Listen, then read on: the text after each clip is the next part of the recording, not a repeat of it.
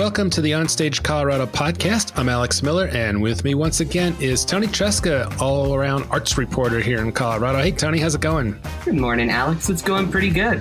How about yourself? Good. Yeah, it's a kind of a gray, slightly snowy morning here. We're recording on December 3rd on Sunday.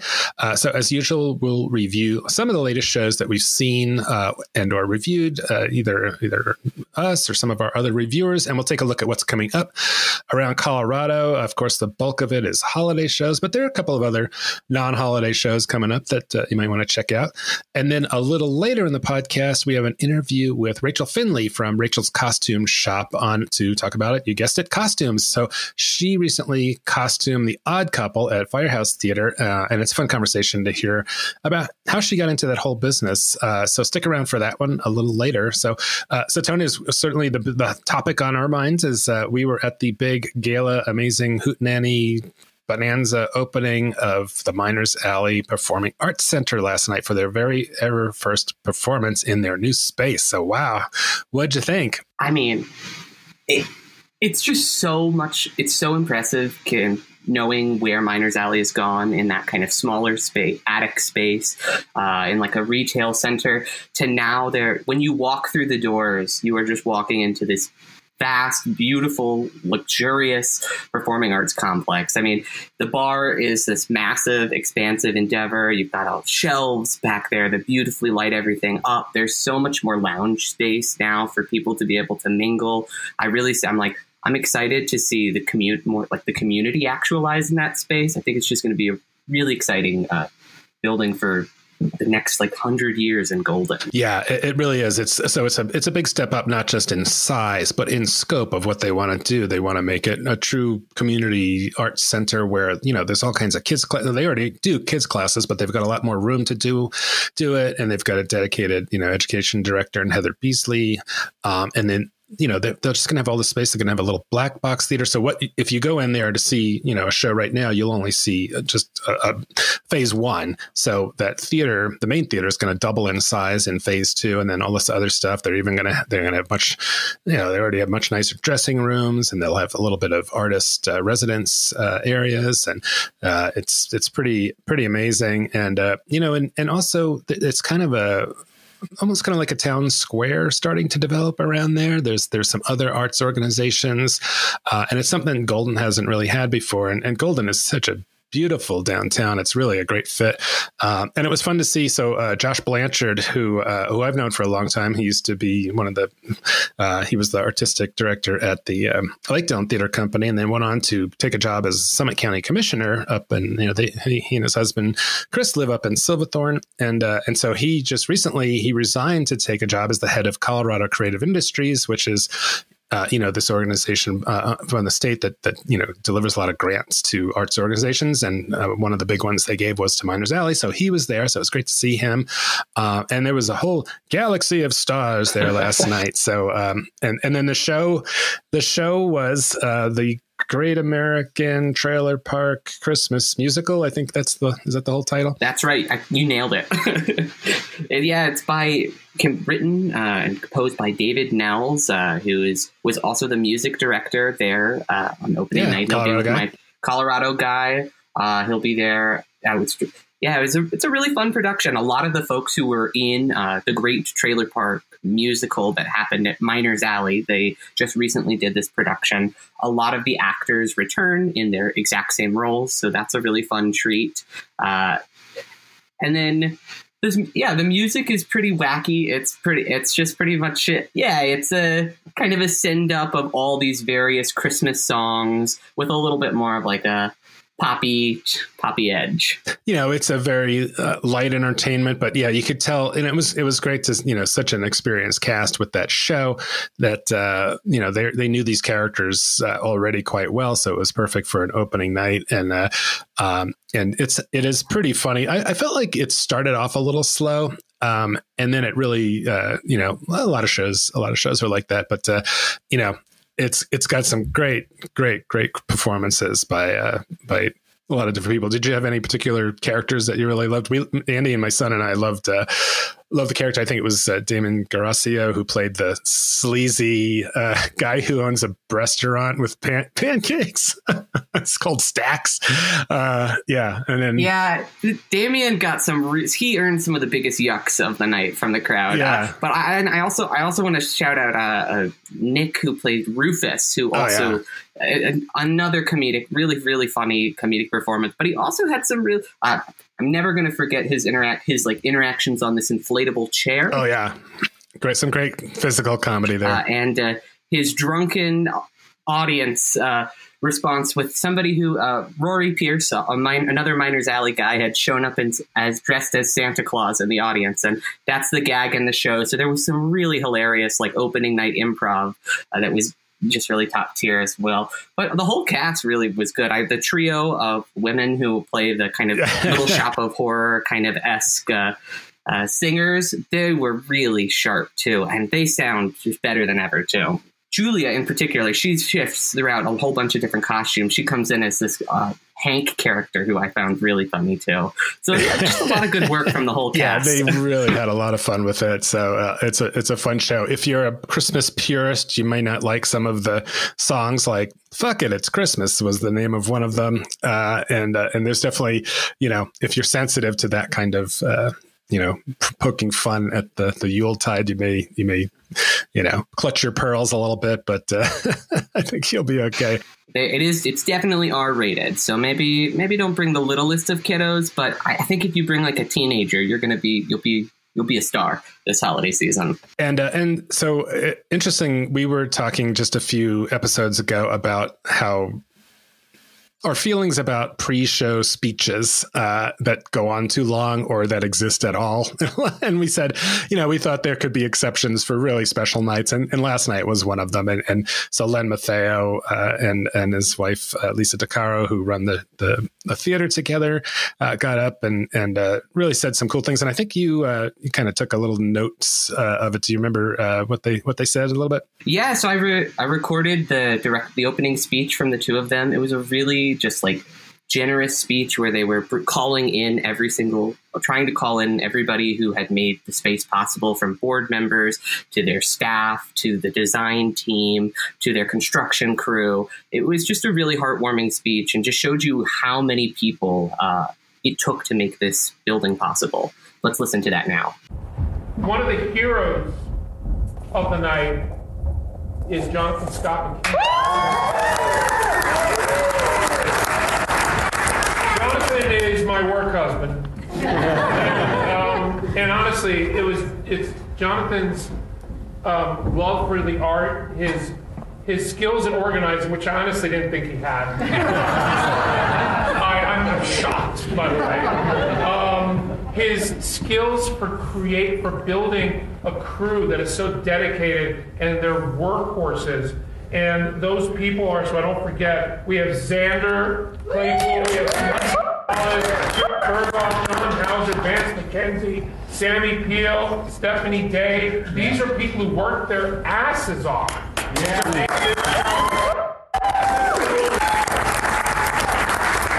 So this is phase one. There are a lot of things still to come in phase one, but the really amazing stuff, this is what we call our starter theater, because we needed to not have two spaces going with mortgages and rents and everything. But phase two is where all the great spaces come in. We've got the education center and the community spaces and another small theater and all sorts of cool stuff. Artist housing. And if you want to see where those spaces will be, right now they are storage, but if you want to see where those spaces will be, we'll do tours after the show. Small group tours because of our occupancy. But basically in phase two, that wall goes away and there's double the amount of seats in here. Double the amount of seats, 300 seats, artist housing, another black box theater, an education center, bigger bathrooms, I don't know, everything. Thank you for being here. Thank you for everything that you've done and continue to do. We love you so much. All right. Yeah, that's really nice. I love what Lisa said about, the value of performing arts, especially for kids and what it does for a community. And, there's dollars attached to that they talked a little bit about at the ribbon opening or the ribbon cutting before the show. But it's, there's also an emotional center that, a facility like that can become. So really neat to hear them both and kick off the new life of Miners Alley in the Miners Alley Performing Arts Center. So a lot of fun last night. And so they'll be doing that through, I think, does it go through New Year's Eve? I believe it does. I think it's the 31st. Okay.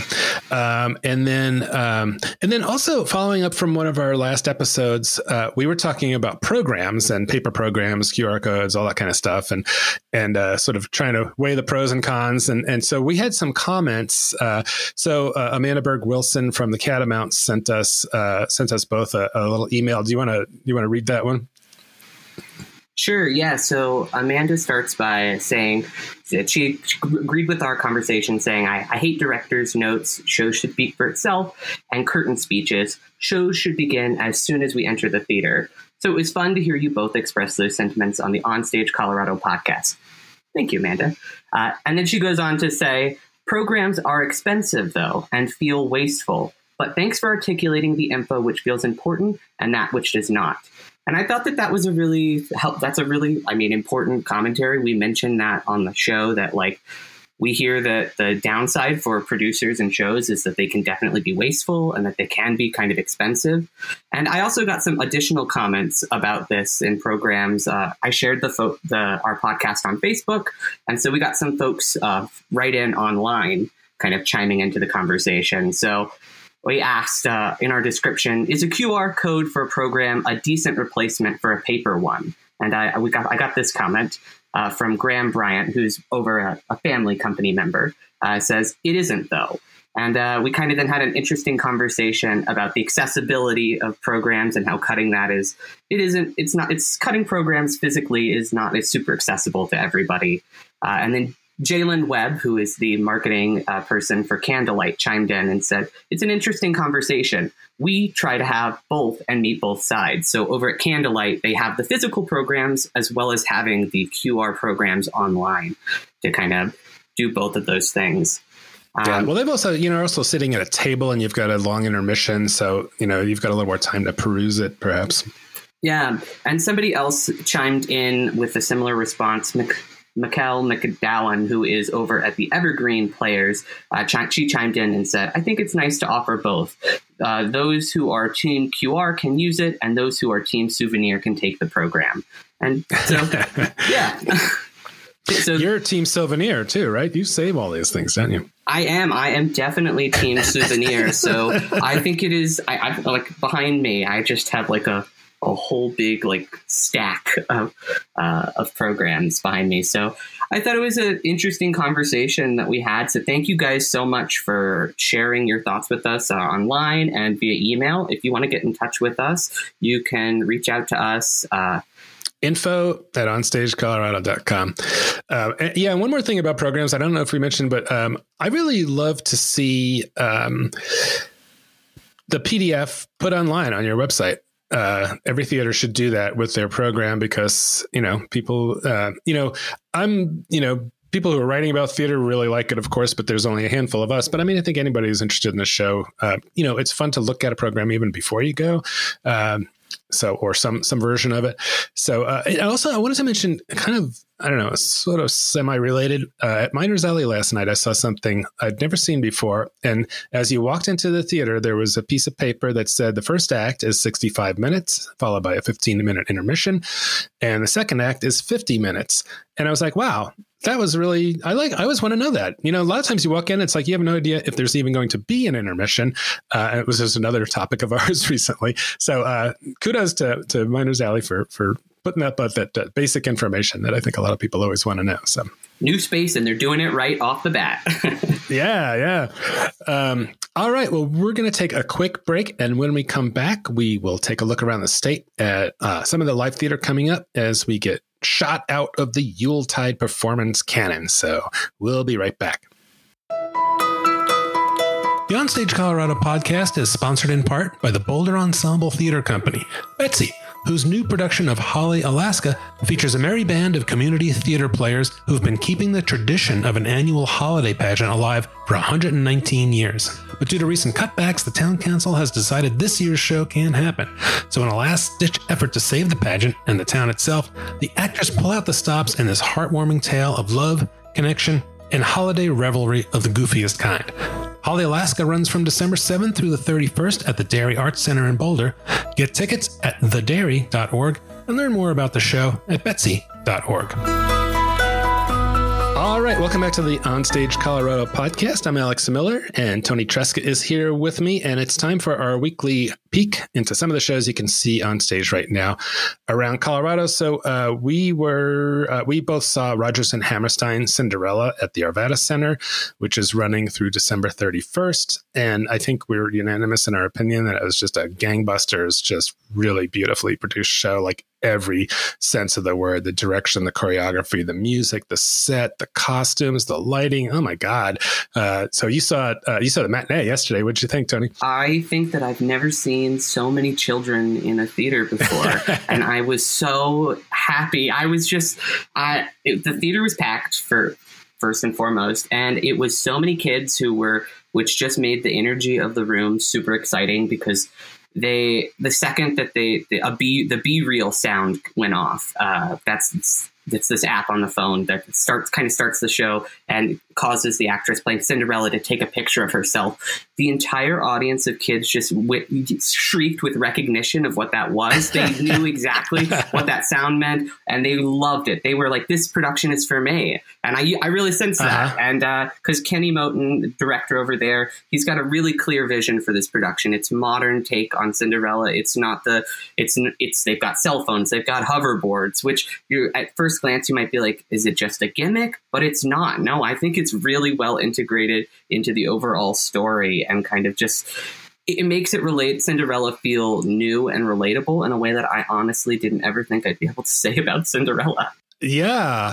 There was a lot of selfie taking going on amongst all the suitors, the female suitors for the prince, and all the other characters. But yeah, these is that what you call them? Hoverboards? They're wheels, but it's this contrivance. I don't know. I think they're so cool, but my God, they worked really well on stage. They were used, the prince used one at the top, but then it was primarily used by a couple of, footmen or something. And they also had these fantastic helmets that incorporated also, like, that guard that comes down on a knight's armor, like in front of your face. That was attached. I was like, oh my God. So that was really great. And I'm just going to look up who was the costume this. Madison Booth. Okay. Well, she knocked it out of the park. I mean, and she had a lot to do because there were a lot of ball gowns and fancy dresses and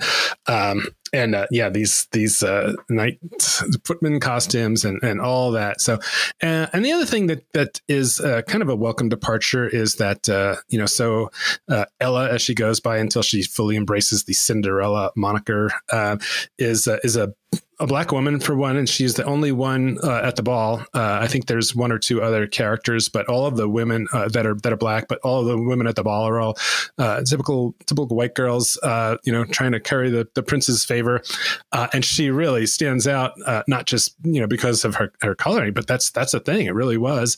But also she's just fantastic in the role, and she's beautiful, and she wears this beautiful black and blue dress, and she's also got a take on the world that's not just like I'm some ninny looking for a husband. She's really got a point of view about social justice, and she's trying to get the prince to be a good king and help the people and all that. So really interesting dynamic there. Yeah, because I guess we should point out this is it's not a Disney Cinderella. This is the Roger and Hammerstein script that was updated in the 2010s to be a little bit more modern.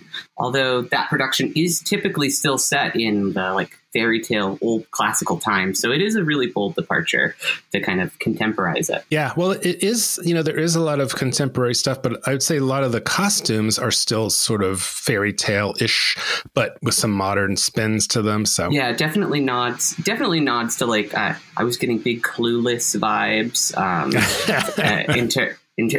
particularly from the stepsisters. Yeah, well, and also Megan Vanderhey as the wicked stepmother has this amazing green costume and these sort of black leatherish looking pants, and she's always swirling her skirts, and her costume was like half of her character. It was huge. I know. She had this like long cape thing that she would swoop around pretty much every time she made an entrance, and it was pretty iconic. So anyway, there's no reason to not grab the kids and take them to see Cinderella at the Arvada Center. It's just fantastic. And I took my wife and we took our 2 granddaughters to the show, and they loved it. And the biggest critic I was worried about was my wife Jen, who's been listening to that Rodgers and Hammerstein version since she was a kid, and she was just delighted with it. She thought it really told the story very well. So anyway, so that one's running through the end of the month. And also another big holiday show that is running is the original Nutcracker at the Colorado Ballet. And our critic Eric Fitzgerald reviewed that and loved it. And that runs through December 24th. If you want a taste of, the original ballet. And I imagine those tickets might be a little tough to come by, but check it out at the Colorado Ballet website. We just talked about the Great American Trailer Park musical, so I'll have a review of that. And also going on up at the Candlelight, the dinner theater north of Denver, is Joseph and the Technicolor Dreamcoat, and we have a review of that from Susan Harper, and that runs all the way till the end of January, so you got plenty of time to see that. And so that's always a great show to see. So it was so good. I saw it last weekend. It's Candlelight is I'm always impressed by the physicality of their productions, and this is no exception. It's the dancing is just top notch, and it is so much fun. I have not been able to get the songs out of my head since then, and I don't know why anyone would want to. It's worth it to see it for the mega mix alone at the end. Yeah, and if for those who haven't been to Candlelight, it's probably one of the strangest theaters in Colorado in that where it is. It's north of Denver in Johnstown. Yeah. It's nestled among trailer like RV sales lots and mining and cattle. It's a very kind of an agriculture area, but they just built this. It's a purpose built dinner theater, and they just knock it out of the park. They the food is good, the shows are always top notch. So and they're selling out like.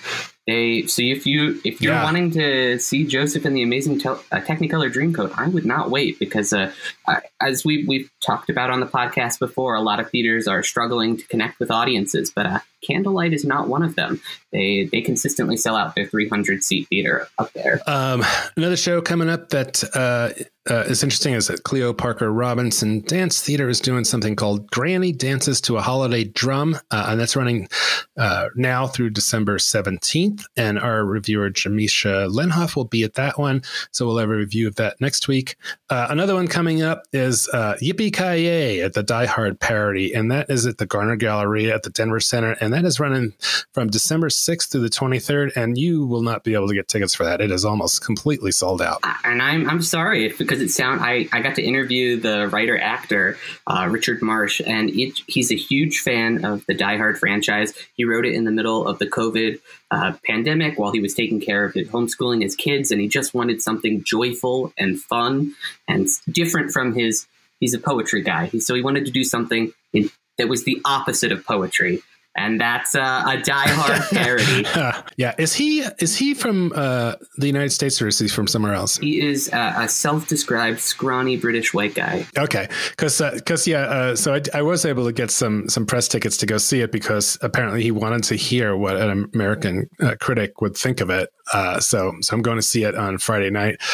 So I'll have a review of that. But I still can't get over the way Die Hard has become a Christmas movie. And it's just so strange.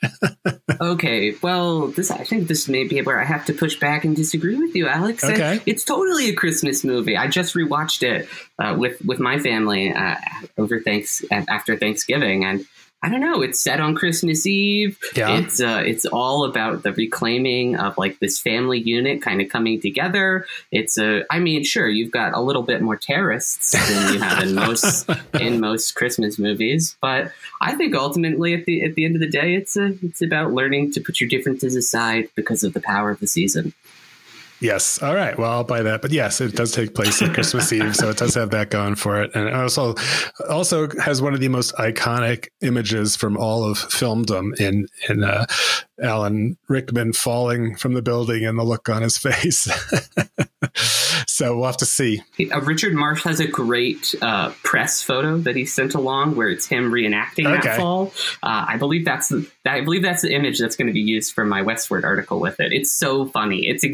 I knew exactly what you were talking about. All right. Well, so there's that one. And then we have another interesting sort of, I don't know, a little controversial show here. Black Nativity, which is at Vintage Theater from now. I don't know if these dates are right now. So because they canceled the first part of the run. So it's supposed to run through the 30th. And then you were just telling me there was a shakeup in the direction of it. Do you want to talk about that? Yeah. So as you mentioned, Black Nativity was, it's by Langston Hughes. It's this musical celebration.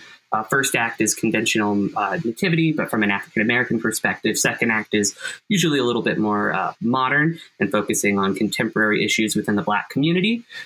Originally was set to open December 1st, but then it got pushed back to December 8th.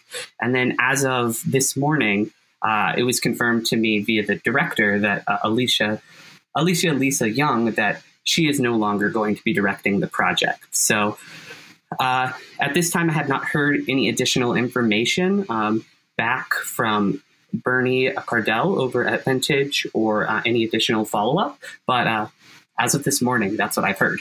Okay, so chiming in here a little bit later, after we recorded this, we did get a public announcement from Vintage Theater saying that due to multiple challenges and unforeseen circumstances, the Vintage executive team has carefully made the difficult decision to cancel our production of Black Nativity after lengthy discussions and contemplation. The staff and board of Vintage Theater are here for our patrons and community, and note that in the 20-plus year history of Vintage, this is the first time this has occurred. So a little bit of intrigue there. So maybe we'll hear some more about the reasons behind that. But it sounds like some sort of artistic clash that maybe was just unreconcilable. So there it is. Also, down in Colorado Springs at the Fine Arts Center is Elf the Musical, which is really a great show. I mean, I went to it at the Arvada Center a few years back, and I was like kind of skeptical. And I walked out of there, I was like, wow, that really was a fun show. So that runs from today, December 3rd, all the way through the 31st. And then another show, completely different, is Hands on a Hard Body at Merely Players down in Durango. And that runs from today through the 10th of December. And you had a little information about this one. So this show comes from your neck of the woods, right? It does. So it's based off of this documentary about a competition in which people will keep their hands on the body of a truck. And whoever keeps their hand on the truck the longest gets to have the truck. And this competition started in Longview, Texas, which is about 40 minutes from where I grew up in the middle of nowhere, Mineola, Texas. So when you said this title, and you said did you say it's a musical? Or is it? I don't know. I don't know if it is a musical or not, but either way, it should be. Either way, I thought that was super funny. I had heard about this competition from growing up in the area, and I'd seen the documentary, but I had no idea that it had turned theatrical. Yeah. Oh, okay. It says, with a toe-tapping score that fuses country, rock, and blues, this exhilarating musical, et cetera, et cetera. So it's kind of like, what about those old contests in America where they had to roller skate for forever? Or, I mean, there was all these weird contests like that, endurance type contests. So this is sort of the Texas version. So that's all the way down in Durango. And, there's definitely a lot more shows on our calendar. So check that out. Those are just some of the ones that we wanted to touch on. And Toni, what else have you got that we should know about? I guess I'll just throw out three more real quickly.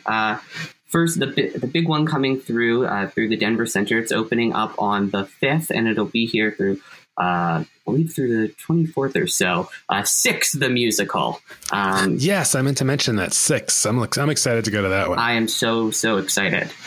It's a 75-minute one-act pop musical that tells the story of the six wives of Henry VI something. Henry VIII. And it's kind of, they're all based on these kind of contemporary pop stars like Beyonce, Ariana Grande, and they are telling the stories through the songs. It's kind of this competition that they're having between the 6 of them to see which of them had the worst life living with him. And so it's this kind of funny competition, but ultimately they learn to connect. So the score is been all over my TikTok for years, and it's so catchy. Yeah. So I'm excited to see what it looks like staged. I've heard the music so much, but looking at some of the photos, the costumes are fantastic. And then in reading about it, it's an all female. There are no men on stage. There are no men. It was completely produced by women. It is, definitely, a female power kind of show. So it looks great. Absolutely, yeah. And even I got to interview the ladies in waiting, who are the onstage band, and also the onstage band is entirely women and non-binary folks as well. So yeah, it's just this, very fierce female take. What else?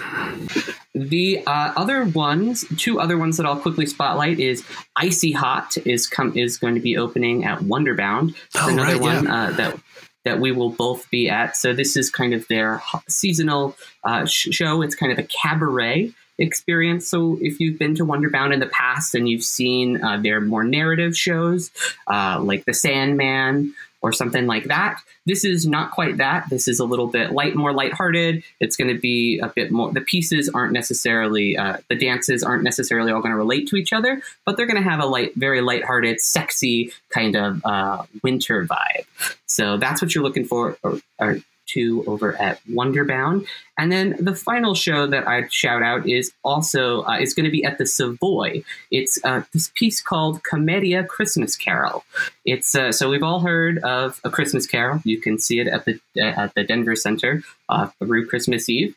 But this is a little bit of a more unconventional take on it. It's produced in the style of Italian Commedia dell'arte, and it's this highly physical comedy version in the style of like Charlie Chaplin of A Christmas Carol. It's over at the Savoy. This one's going to be December 7th through December 9th, and it's produced by Tutzani Theater Company, which has been producing in Denver since 2011. Wow. Yeah, I hadn't heard about that one. Tutzani?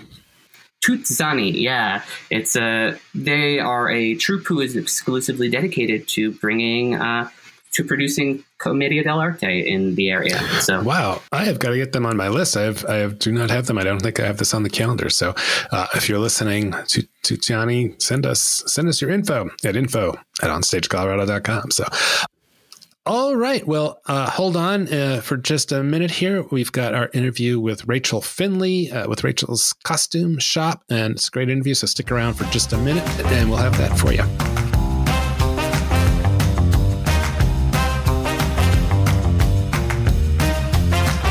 All right. Well, we are here today with Rachel Finley from Rachel's Costume Shop. Rachel, thanks so much for being on the podcast. How you doing today? I'm doing good. Thanks so much for having me. Yeah. Well, I saw you. So Firehouse Theater Company is doing The Odd Couple coming up, and they posted a video just with you walking through the costumes. And I was like, wow, this is great. And a lot more theaters should do those kinds of videos, because it's always fun to see the behind the scenes stuff. So it was interesting, because I don't necessarily think of The Odd Couple as being a show where you would need vintage costumes, but I guess the 60s is now vintage, huh? I know, right? I mean, I think even in vintage stores now, they're considering 90s vintage, which is crazy to me, because that's like peak high school for me. So that makes me feel really old. Wow, that's amazing. So, when we think of 60s, you think of like, hippie costumes and stuff like that, or Mad Men. But this isn't any of those. What kind of stuff did you do for The Odd Couple?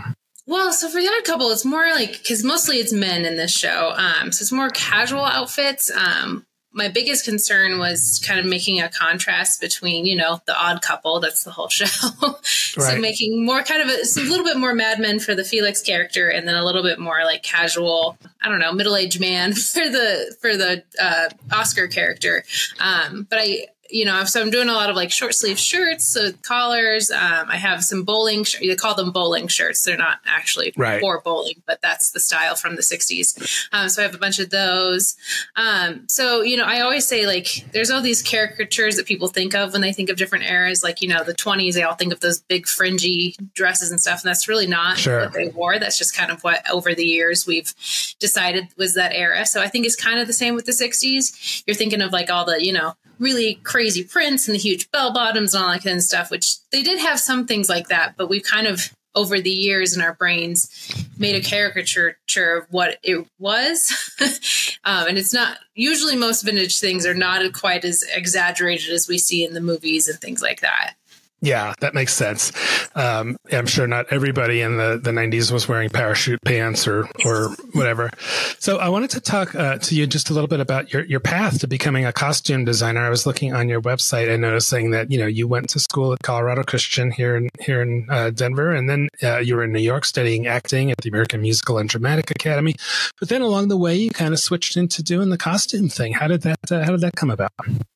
So I, as you said, started as an actress, but I've also always kind of sewn clothes, been interested in fashion. My grandmother taught me how to sew when I was very young, and my mother is also a very great seamstress. She helps me out a lot in my business. And I was just doing shows as an actress and, helping costumers here and there, because I tell them like, hey, if you need help hemming these pants or whatever you need, like I can help you with that. And that kind of transitioned into directors figuring out that I was doing that.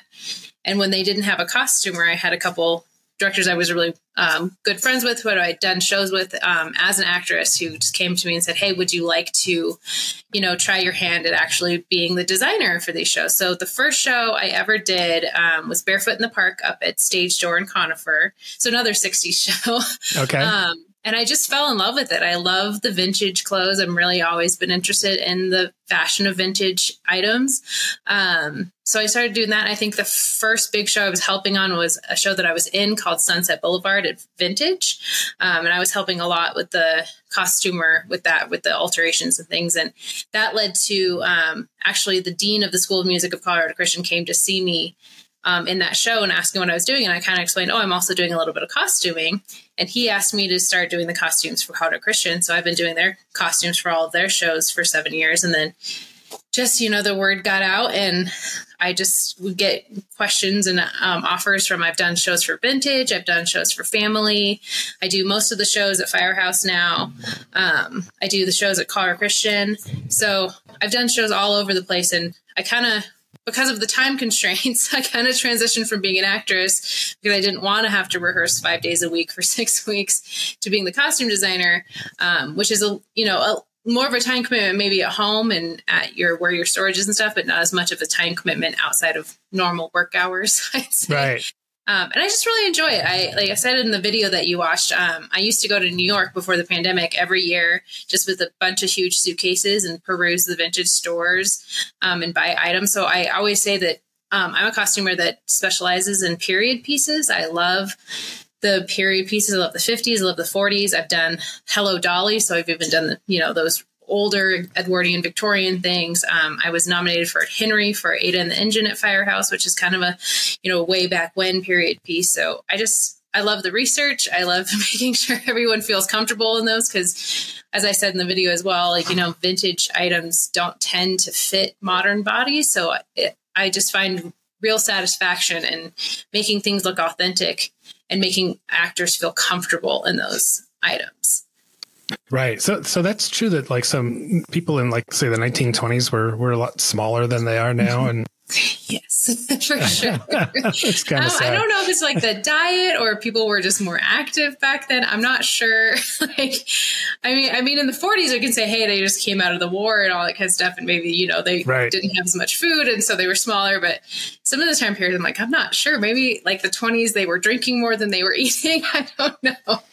Now, I really do think, I believe I've read that it's about nutrition. And, and of course, there's also the people eating too much and becoming obese. But just like our frames are just bigger, even if we're not overweight. So I was going to ask, so do you find men's or women's costumes to be more difficult or about the same? Or I would say women's are probably a little more difficult. If you kind of look through the time periods, women's silhouettes and styles change a lot more drastically than men's. So I can, with a woman, I have to definitely get them in specific silhouettes and dresses and things to match the time period. For men, I can usually take a coat that I found in the 90s and alter it to make it look like it's from the 40s because, the things that change are like lapels or like pocket flaps and things like that. They don't change quite as drastically over the years. So I find that men are generally a little bit easier to costume. And also it's just the way that clothes are, women's clothes sizes don't really make sense. They just don't, the labels are not right. And it's even different, with a 10 in the, the 40s is completely different than a 10 now. Whereas men's clothes have generally stayed the same size wise of the waist size, the inseam, the neck size for the dress shirts. So they're a little bit easier to fit. Whereas women is kind of a little bit more difficult with those different challenges. Right. And so you do a lot of alterations, which, that's a skill that used to be very common for girls to learn that growing up. And I think now today we're all sort of amazed by anybody who can whip out a sewing machine and do stuff. So you say you can take off a pair of lapels and tweak them and put them back on and that kind of thing. Yes, for sure. I will say I use my mom helps me a lot with a lot of the more difficult things. She's a beautiful seamstress. That's she made her own wedding dress and all that. So I always tell people, I joke that I can do everything my mom can do, but she can do it 10 times faster than me because she grew up kind of in the era. But yeah, it is a definite skill that I think as a costume designer you need just to be able to, take those things and alter them the way if they're made in the 90s and alter them, make them look like they were made in the 50s, but also just because everybody's body shape is different and you want everyone to look the best in their costumes. It's a very important skill to be able to alter them to each individual person because, clothes are not made for individuals. They're mass made. So you gotta make sure everyone looks good. Right. It's funny. One of the, as I review theater productions, one of the most common costume things that pops out to me is men wearing suits where the pants are too long. And I see that a lot. And I'm like, why is that? Is it maybe they just didn't have a seamstress on hand? I don't know. I don't know. That's one of the biggest things I do with men's clothing is make sure their pants fit up and down. And I'll say it's so funny in my stock. I never look at the length of pants when I try them on at costume parades because I've altered them all so much that I'll just usually will put them on men. And that way I know I can take them in and out. I would say for me more often, I think I will see pants that are too short.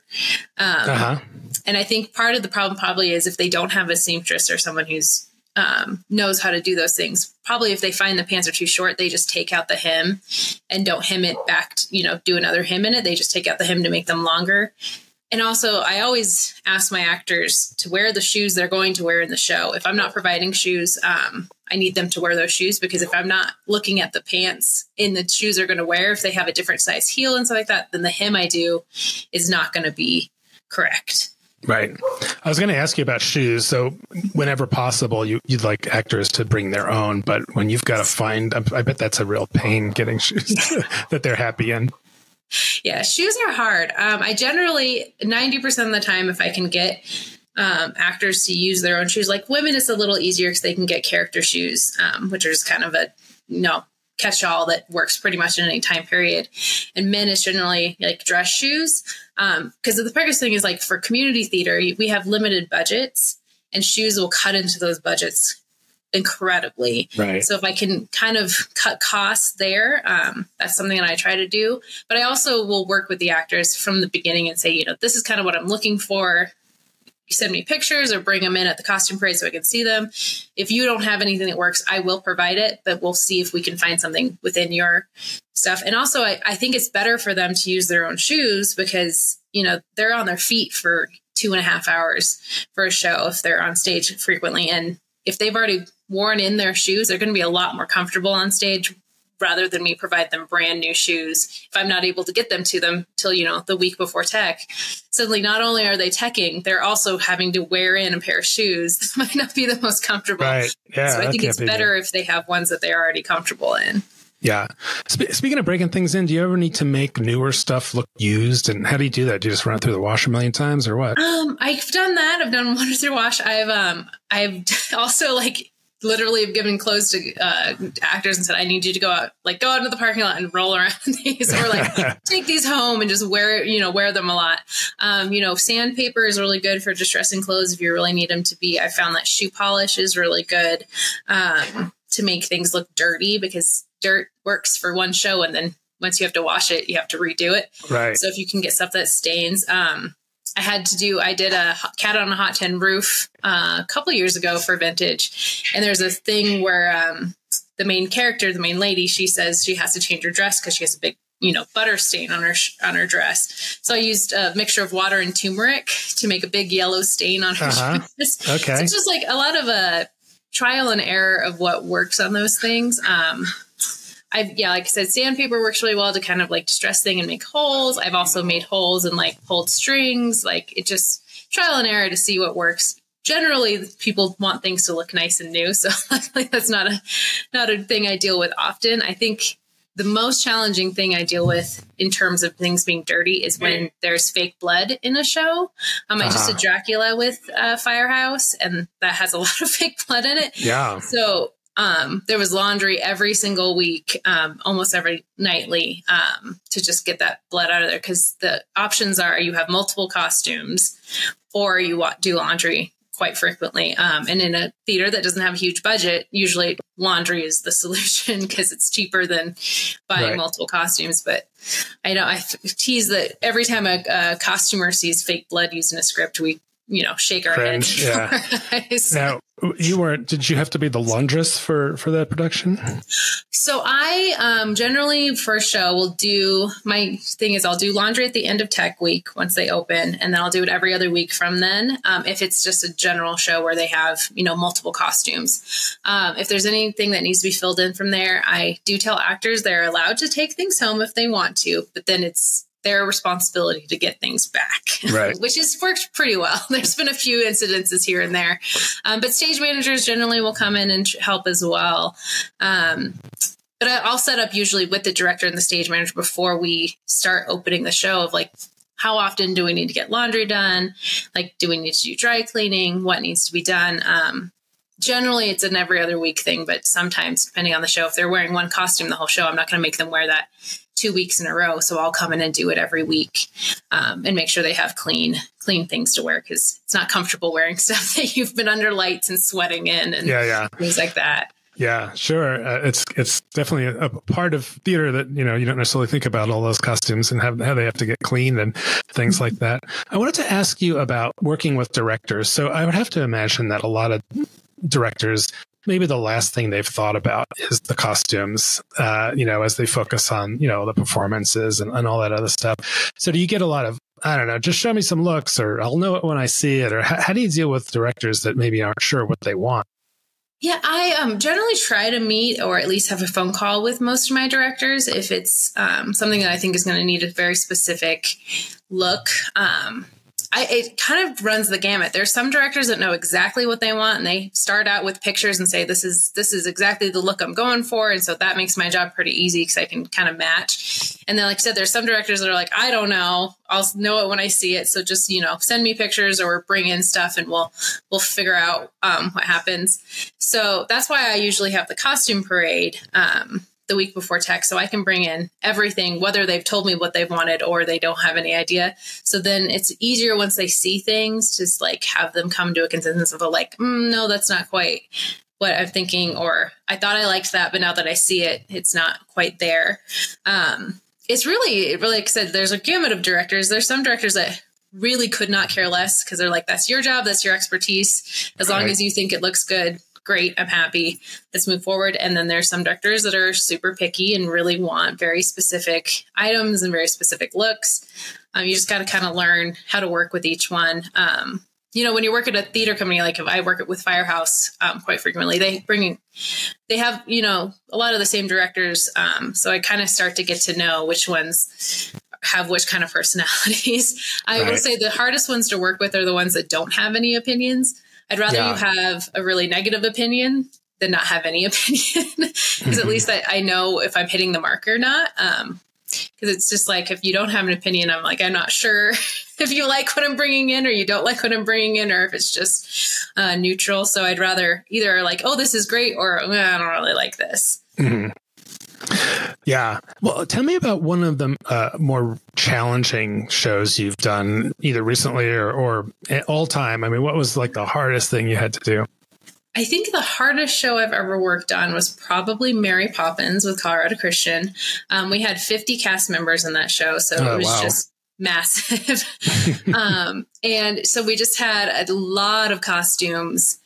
And we also had Bert and Mary flying, like doing the flying across the stage, and Bert was doing the walking across the top of the ceiling, and making costumes that they could put their harnesses on and then also do all of that flying without it looking strange was really, really difficult.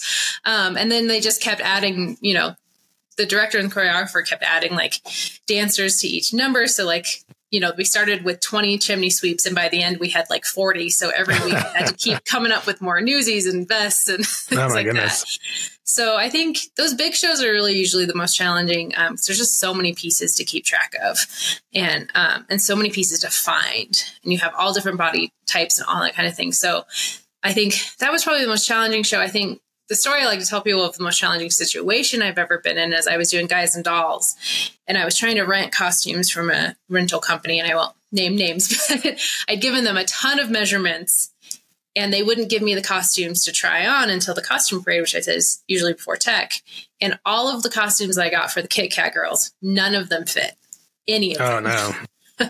So over that weekend, from Friday of my costume parade to Monday at our first dress, I had to go and either order things on Amazon or go to just so many different things. I'd completely redo all of the Kit Kat girl dresses, including 12 tear off dresses for Take Back Your Mink that I had to make. Oh my goodness. Yeah. So I got it done, and it was so funny. The director was like, "You were so calm," and everything. I was like, I was not. I was calm in front of you. I was not calm in the background. Right. I was freaking out, but it got done. It was fine. Your mom had you breathing into a paper bag. Yes, basically. She's like, "It's gonna be okay." But it always works out. I have kind of learned that, I think it's every theater. It's like, generally 90% of the time things will work out by the time you open. So like, you just got to go with the flow, do your work, put the work in, and it'll work itself out by the time you get to opening night. Right. So, you tend to work with, Firehouse is a pretty small theater company. You would think that someone, a lot of small companies might just have some, my aunt can do it, and she's a great thrifter or something like that. Do you have any advice for somebody who's charged with costuming a show, maybe for the first time, or just kind of some basic things to watch out for? Yeah, I would say the biggest thing is just finding your resources. There's always, theaters around town or even youth theaters, things like that have costumes that you can borrow. So I think that's always a good thing to do, because I have a lot of people now that I have a larger stock that, it's their first time costuming and someone's just told them about me and they come and are able to pull things at work. So I think the biggest thing is just know your community, know your resources, and get people involved. I mean, actors love to help. The other designers can help. I think it's just using your community and using your resources and research. I think research is the biggest thing. I always love pulling pictures from other productions. If it's a show that I've never done or I can't think about, I'm like, okay, who's already done this anywhere in the nation, and what did they look like? So then you can kind of get an idea of like, okay, so this is kind of what someone else has done. So how can I kind of mirror that with whatever budget I have or resources I have to make it look good? I just think, just use your resources. I know schools have a lot of resources. I mean, even in Jeffco Schools has an entire warehouse just full of costumes that if you're anywhere in Jeffco, so if you're any theater, the ones in Conifer, Evergreen, you are allowed to go and borrow costumes from them for basically free. So you just had to kind of do a lot of Googling and research, and you don't have to just depend on your thrift stores to get stuff done, although those are great for things. But there are a lot of resources out there that you don't have to spend a ton of money that people can help. help you get going. Yeah, that sounds like good advice. So I wanted to ask one last question. So for you on opening night, and the curtain goes up, and what's that feeling like when you see the actors come out and they all look good? Oh, I love that feeling.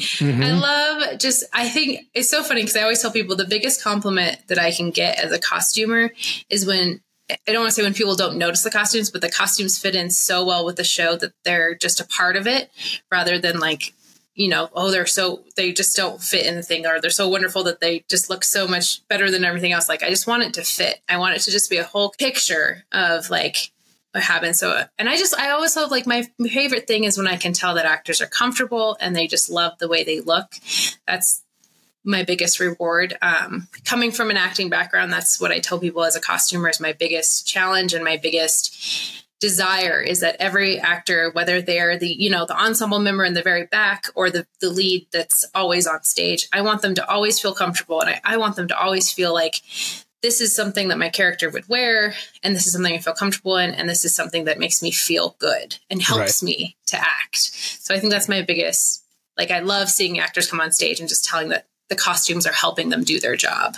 That sounds great. Yeah.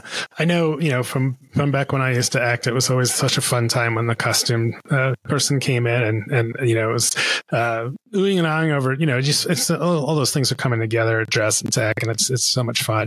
So, Rachel Finley with Rachel's Costume Shop, thanks so much for coming on. Your website is, what's the URL there? rachelscostumeshop.com. Yes. Okay, that's easy to remember. All right. Well, I look forward to seeing more of your work out there on stage here around Colorado. And thanks again for coming in and sharing some of that knowledge with us. Thanks for having me.